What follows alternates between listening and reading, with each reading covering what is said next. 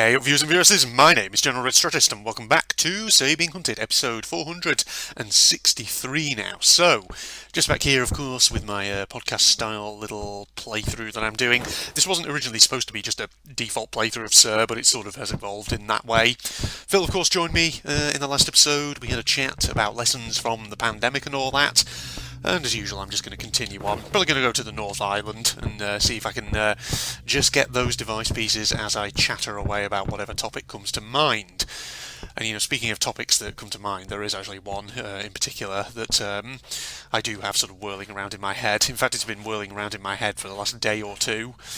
And I have to talk about it, essentially, because otherwise it's going to bug me a little bit. I always get sort of ideas like that for, things I can talk about in episodes of Say Being Hunted. And it bugs me, and then I have to record an episode of it just to talk about it. But, it does, well, just for a bit of content here on the channel and all that. And the thing is, I've been quite busy with work lately. In terms of, I've been marking essays. I have a couple of dissertations which have come in, which I've been supervising this last sort of year or so, which they've now been submitted, so I have to mark those. So I've just finished one of them today as I went to record this. I've got another one that needs sorting out sometime soon. And thing is, when I do marking, when I go over essays and dissertations and whatever else have you, sometimes I like to just go on YouTube and have YouTube open in the background. And basically I'll just sort of listen to a bit of music as I'm marking. Just put it on something, on a really quiet volume so it's not too disturbing. And then just have that in the background, like I say. And most of the time I sort of listen to, various... I listen to certain songs, pieces of music from various bands, things like that, that I know of, singers, bands that I don't mind listening to. And sometimes I listen to various like video game or movie soundtracks, things like that. And recently, I sort of rediscovered some of the music tracks from the 2011 movie Sucker Punch by Zack Snyder. Now, Sucker Punch is a movie that, if you've been around on my channel for a long, long time, it's a movie which me and Phil have mentioned and discussed before. I don't know why I'm going in this direction. I should be going in this direction. But yeah, it was a 2011 movie. It was by Zack Snyder, as I said, who of course is, more famed for the likes of 300, movies like that. Admittedly, I've never actually watched 300, at least I've never watched it all the way through. But Sucker Punch was a film that when it came out, it got very, I think, generally negative critical reviews. A lot of the critics, I think, were like, I don't really get what's going on in this movie. And recently on YouTube, I sort of rediscovered, like I say, a lot of the soundtracks from that film. And because the thing is, here's the thing about Sucker Punch, right? Regardless of what you thought about it as a movie, gotta admit, the soundtracks to it were pretty awesome. Basically, a lot of classic songs were taken. And the thing is, one of the first songs you hear in that movie, Sweet Dreams Are Made of This, which of course, pretty much everyone has heard of, except their version of it was sung by the lead actress, Emily Browning. And, it was a really good song. I really like it. And like I say, I've been listening to some of them again in recent times on YouTube as I've been doing work. And it just got me thinking, because, like I say, Sucker Punch was from 2011 when it was released in cinema. And the thing is, I remember back in the day, because of course 2011 I was, still living up north. This in fact was before, come to think of it, I think this was maybe just before I set up no, this might have been, back in the very early days of when I set up my YouTube channel. No, that doesn't sound right. What year did I start my YouTube channel? Was it 2011 or 2012? It probably says on the About tab on my channel page. I'll have to check that. Now that I think about it, it might have been 2012 when I started my YouTube channel, and 2011. Yeah, 2011 was when me and Phil did the original VA Brits channel way back in the day, come to think of it. So, I may be just sort of getting things confused in my own head. But regardless of what year it was, I just think to myself, my God, has it really been over 10 years since that fucking movie came out? Because like I say, I remember back in the day when I was living up north, myself and Phil going down to the View Cinema at Lancaster to go and see that movie when it came out. And it just makes me think, oh God, suddenly I feel really old. But yeah, Sucker Punch was a curious movie. It was one which, like I say, didn't really get great reviews at the time when it came out. And I can understand why. I mean, the problem, of course, with Sucker Punch is that as a film, the storyline itself is not perhaps the simplest or easiest to follow. Because the thing is, it's a very multi-layered kind of story, to put it that way. And it's a story where essentially you can sort of get very easily confused if you're not careful. Let me just take the fucking dog out. There we go, get rid of him. Otherwise he's being a problem. Let me just back off so we can wait for them to disappear. Oh my God, how many are there? Freaking Ryder just came over as well. I did amazing stealth up until the moment when I got the actual device piece itself and then started retreating. What's going on with the fucking water over there? That sort of weird lighting thing going on. I don't know if that's just a glitch or whatever. Or is that caused by maybe the wisp? The glow of the wisp as it goes nearby, I don't know. But yeah, Sucker Punch, it's a, I don't know, it's a film which, the thing is, like, overall, on the whole, I would say I enjoyed it as a film. Not so much because the story, though, but just for kind of the interesting sort of elements that and ideas that it did have. Because the thing is, like, you can't really deny that Sucker Punch had an interesting aesthetic to it. You know, it had sections that were very sort of dark and brooding, and then it had like the sort of the action sequences, which were all very distinct. And of course, like I mentioned earlier, the soundtracks to it were also very, very interesting. They were very good music tracks, some of them. And yeah, I mean, thing is, and you know, I also liked just the character design behind, particularly that Emily Browning's character, Baby Doll. So I thought that, you know, there were things about Sucker Punch that I liked, hence why it is a film that I would recommend. I just wouldn't recommend it necessarily if you're looking for kind of like a clear, coherent, easy to follow story. But people, I don't know, there've been sort of eternal internet debates over that film, and you know, that debate is roughly divided into two camps. Sort of the people on the one side who didn't like it because they say, I have no idea what the storyline was meant to be in that movie.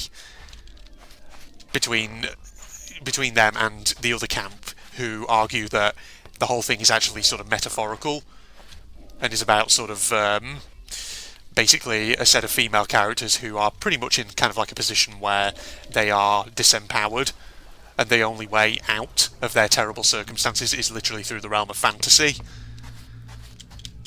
And so, you know, I suppose that interpretation is an interesting one. I've never really thought about it too much myself, but I can sort of see where the theory's coming from. Oh God, where's that fucking Rider? I hear him. He's there. There he is. Here, you go that way. That's it, and I'll go this way. What was I saying? I've kind of lost my train of thought now because I got distracted by that. But yeah, it's a funny old movie. Like, the action sequences are great. They're so distinct from one another, and like I say, just the general aesthetic, sort of the outfits of the characters that make them really distinct. Because the funny thing is, like, when I first kind of saw promos for that movie, and you know, you saw pictures of, you know, Emily Browning's character in her very sort of anime schoolgirl get-up type costume. At first I sort of looked at it, I thought it would just be like, you know, kind of very generic action movie aimed at kind of a laddish audience, probably. But then I watched it, I felt like, no, that's not what it's meant to be, kind of, but I'm not sure what it's trying to do. At least that was my thoughts towards it. It was a very strange one, like I say, back in the day. I remember me and Phil, back on the bus, after we'd watched it, we just, like, discussed what it was we just watched, and it was really weird because it's like we were sort of like, what was that we just watched there? It was such a strange movie. But yes, it was weird. I mean, it had such a all-star kind of cast to it, though. So you had like Emily Browning, of course, as the sort of lead actress. You had Abby Cornish, Vanessa Huygens. Is that how you pronounce her name? I never actually know. Among others, and Scott Glenn, Oscar Isaac was in it as Blue, whatever he was called. Yeah, God, it's been a long time since I watched it, though. I do have it on DVD. I'll have to just boot it up sometime and actually watch it again. Yes, which is such a strange movie. But yeah, the main reason, like I say, why I was just thinking about that movie recently was because I'd been listening to some of its soundtracks again on YouTube and then just ruminating on about how the fact that it is now over 10 years old, and yet I can still remember going to see it in the cinema like it was just yesterday. The View Cinema in Lancaster, ladies and gentlemen, back when I lived up north. 2011 was a very different year. I was still an undergraduate student there. I must have been in my second year, I think, of my undergraduate studies, doing my politics degree. And, God, what a year. I'm trying to think as well about all the sort of things that happened in the year 2011. Because that was, of course, because I remember actually doing a channel intro video that year where I actually, for a joke, recited a load of stuff that happened in 2011.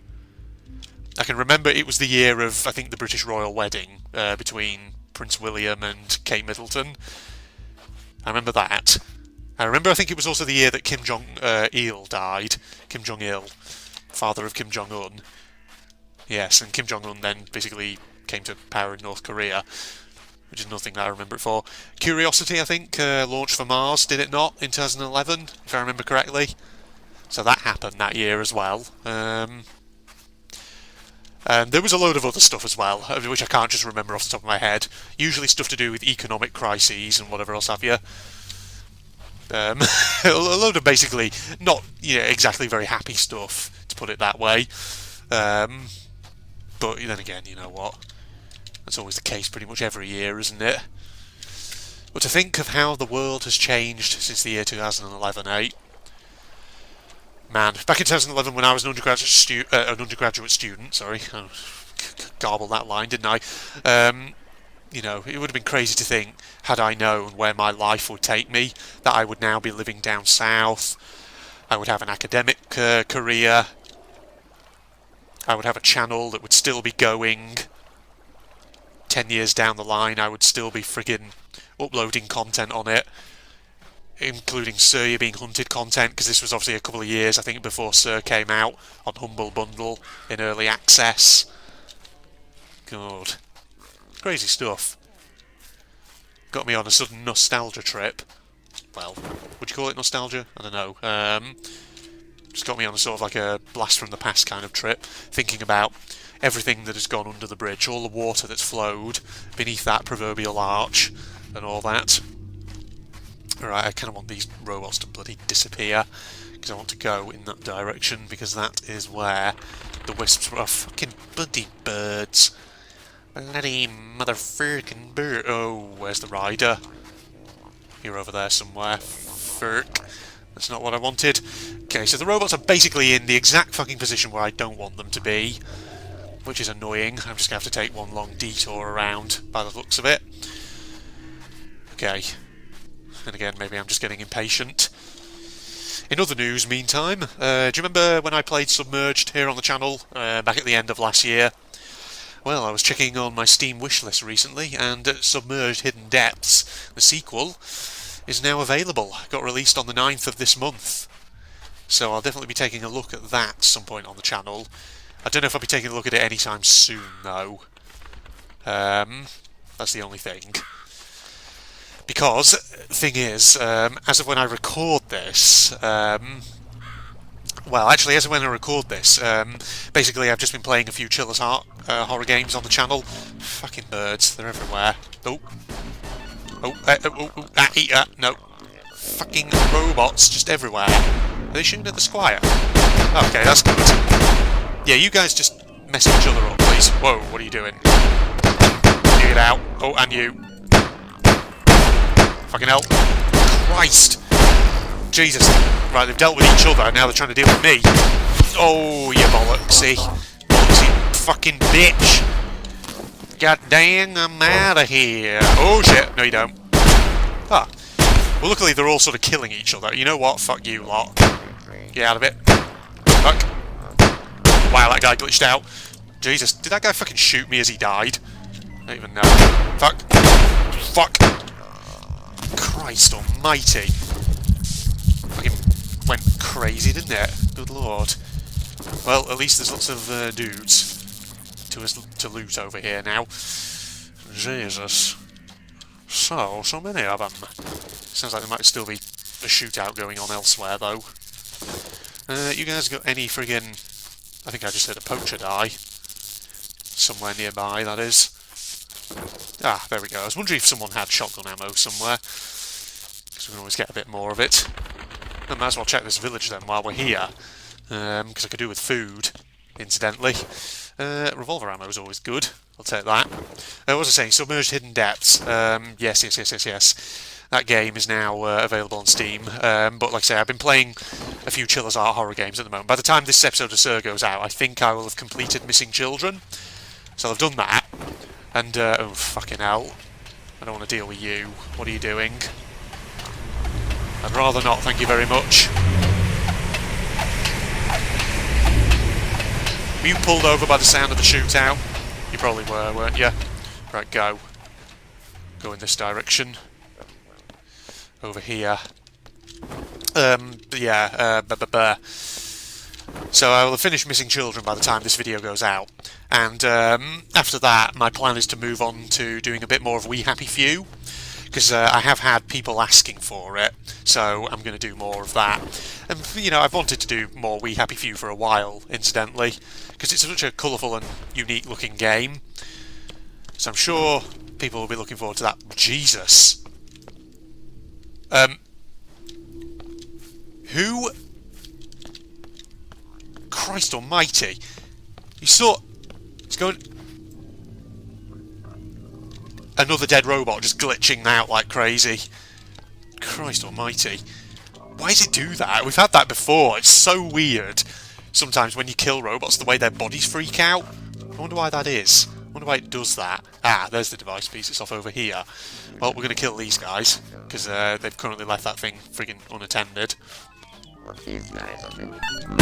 Right, you're out. So are you. There we go. Gonna go around like this. Get the old revolver out.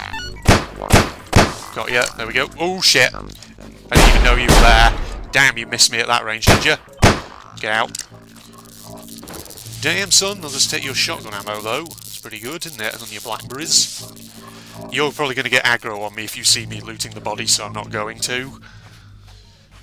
Which is unfortunate, but what can you do? After all, we don't really need too much more ammo, because we got freaking this here. Got it. There we go. Well, this series of podcast-style episodes is going to turn into a full playthrough, which is fine. We've actually done not too badly there, have we, ladies and gentlemen? Now we just need to get back to the centre island and then get the hell out of here. Get the hell out of Dodge. So yes, it is possible that you may see Submerged Hidden Depths on the channel maybe sometime after I've done We Happy Few. Like I say, We Happy Few is just a game that I really want to come back to and actually do more, because I've already done about 3 bonus episodes of it from time to time with Phil, as and when our Decide Wheel has picked it out for us to play, but I really want to play more of it, because it's a good one. And, you know, incidentally, other games I really want to play more of, which I played a bit more of briefly, and now I've just kind of put it on the back burner again, is Sherlock Holmes' Secret of the Silver Earring. Yeah, I completely forgot about that one. I need to get back to that one too. But hey, that's a problem with having so many games in my Steam library. And the thing is, people are always requesting more of them as well. And, you know, I always say, feel free to request games of me. Just bear in mind, I get lots of requests. So, probability is, I'm not going to be able to play all of them. I mean, I've done well in the past for playing games that people have requested. You know, like the Brothers in Arms series, Enemy Front, and the Medal of Honor games. Everybody's Gone to the Rapture. Stuff like that. Gone Home. These are all games that people have requested that I play before. Whether that's Phil requesting that I play something, or whether that's any of you viewers requesting that I play something. But bear in mind, there are other ones that have been requested which I have never well, so far I've never been able to get around to playing. I mean, for example, I've had requests for even more World War II shooters, which, you know, I am always happy to play World War II shooters. It's just, the thing is, last year, I feel like I played an absolute mass of them. Obviously, because I think I did like the whole Brothers in Arms franchise pretty much last year, didn't I? Then I did Enemy Front as well.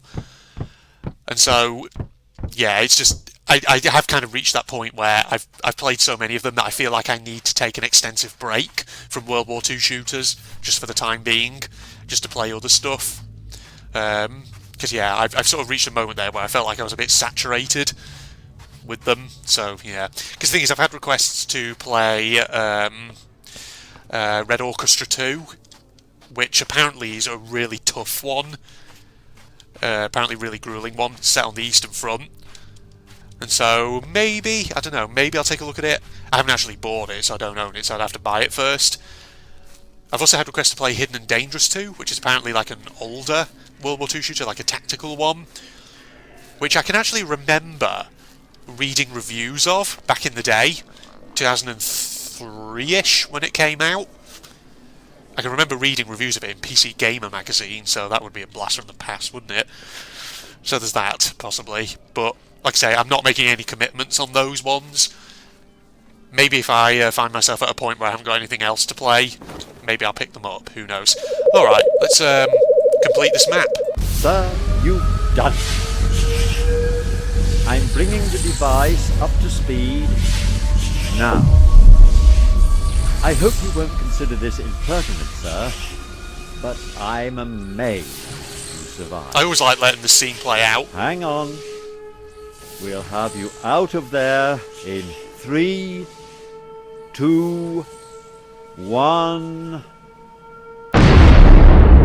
Even though we've watched it so many times, I just let it play. Well, there you go, everybody. That was episode 463 of Sir, You're Being Hunted. We did it. And let's get off that very quick. There we go. Well, I hope you enjoyed that episode there, ladies and gentlemen. Started out me talking about Sucker Punch, and then I ended up talking about games again. Stealth rating lower working class, apparently. Is that bad? I don't know. Right. Yeah, Facebook and Twitter links down below. Along the link to my propagandist channel for anyone interested. If you enjoyed, a like's always appreciated. But on that, signing off now. Goodbye, everybody. Don't know what I'm going to do next episode, incidentally, by the way. Maybe a challenge. Maybe just more podcast-style playthroughs. I don't know. We'll see. Goodbye, everybody. Is Chassis? No. He's not a car, Mio. He's a robot. He's a robotic person. Yeah, get those wheels, get those gears going. Your body is seriously incredible. I've never seen one like this. I'm sure he feels the same thing about you. Careful, Regina. That tickles. This is amazing. Whoever put you together definitely knew what they were doing. I feel all tingly. I'm sure you do, girl. I'm sure you do. You definitely know what you're doing, too. If you keep this up, I just might... Like what? Oh! God, Lord. I wasn't ready for that.